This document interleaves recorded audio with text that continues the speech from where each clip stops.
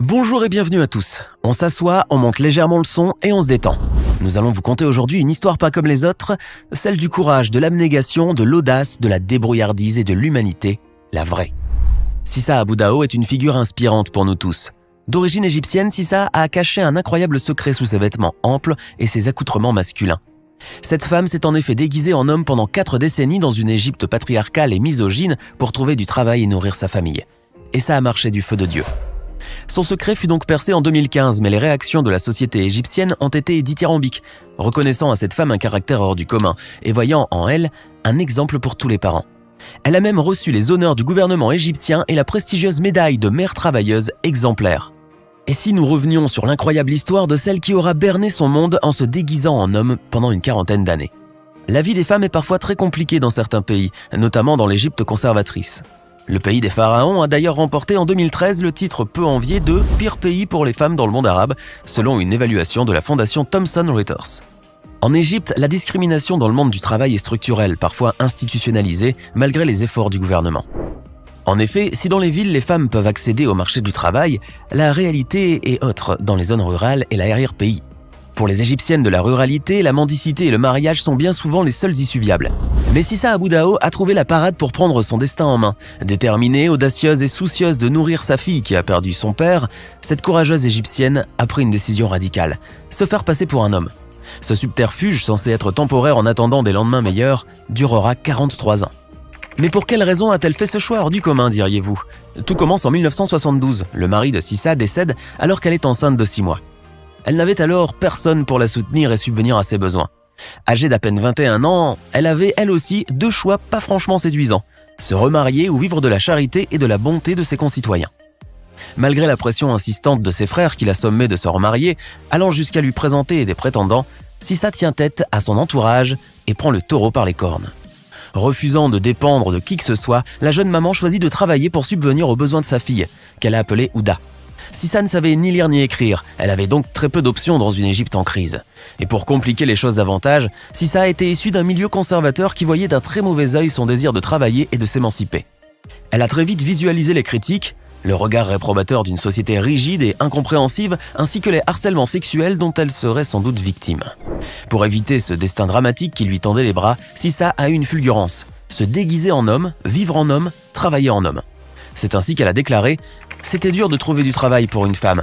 C'était dur aussi de se déguiser en homme, mais sans cela, il m'aurait harcelé et empêché de travailler ou même attaqué. Une question de vie ou de mort donc. » Vous vous demandez sans doute comment Sissa a réussi à cacher sa féminité pendant 4 décennies. Il faut dire qu'elle a mis les petits plats dans les grands, ne s'épargnant aucun mal pour sublimer l'illusion. Elle a bien entendu rasé ses cheveux du mieux qu'elle pouvait. Elle a adopté la galebeya, la tenue traditionnelle masculine, un turban et des chaussures d'homme. Elle a travaillé sa voix pour la rendre plus rock. Son regard était naturellement perçant, défiant et déterminé. Aussi étonnant que cela puisse paraître, Sissa était un homme en dehors de son domicile. Et pour ne laisser aucune chance aux curieux et autres fins observateurs, Sissa a décidé de chercher du travail en dehors de son village natal. Sissa a donc fait carrière dans la construction, la confection de briques et dans les champs. Ces petits boulots ne lui permettaient que de survivre, mais c'était déjà inespéré. Elle raconte. J'ai préféré travailler dur, porter des briques ou des sacs de ciment, cirer des chaussures plutôt que de mendier dans la rue pour gagner de quoi vivre et faire vivre ma fille. Pour me protéger des hommes, de leurs regards méchants et de ne pas être stigmatisé à cause des traditions, j'ai décidé de m'habiller comme eux et de travailler avec eux dans les villages. Et de poursuivre, j'ai fait tout ça pour ma fille. Si c'était un garçon, je ne l'aurais pas fait. Mais j'avais peur qu'elle finisse dans la rue, alors je l'ai protégée, je l'ai élevée et j'ai pu l'envoyer à l'école jusqu'à ce qu'elle se marie. Après plusieurs années de dur labeur, sa fille s'est enfin mariée. Sissa Abu Dao aurait donc très bien pu se reposer, mais c'était sans compter sur les caprices du destin. Son gendre tombera gravement malade, souffrant d'une pathologie invalidante qui l'obligera à quitter son travail. Sissa reviendra alors au point de départ, à la différence près qu'elle devra désormais cravacher pour nourrir sa fille, son gendre et leurs 5 enfants. Quand une femme perd sa féminité, c'est dur, mais je ferais n'importe quoi pour ma fille. C'était la seule manière de gagner de l'argent. Que pouvais-je faire d'autre? Toujours sous des apparences masculines, Sissa s'est tournée vers le métier de cireuse de chaussures, incapable de revenir aux champs et aux chantiers de construction à cause de son âge et de son état de santé. Son travail ne lui permettait de gagner qu'une 40aine de livres égyptiennes par jour, l'équivalent de 4 à 5 euros. Avant de poursuivre cette vidéo, voici la question du jour. Quel est le nombre des pays traversés par le Nil? Option A, 6 pays. Option B, 8 pays. Option C, 10 pays. Notez votre choix dans les commentaires, nous vous donnerons la bonne réponse à la fin de cette vidéo. Sissa Abu Dao démasqué. Ce qui devait arriver arriva. Dans la deuxième partie de sa vie d'homme, Sissa a légèrement baissé sa garde, ce qui conduira quelques proches et voisins à percer son mystère. Les habitants de son village ont fermé les yeux. Toute la ville sait que je suis une femme, du plus petit enfant jusqu'au plus vieil homme. Son neveu raconte.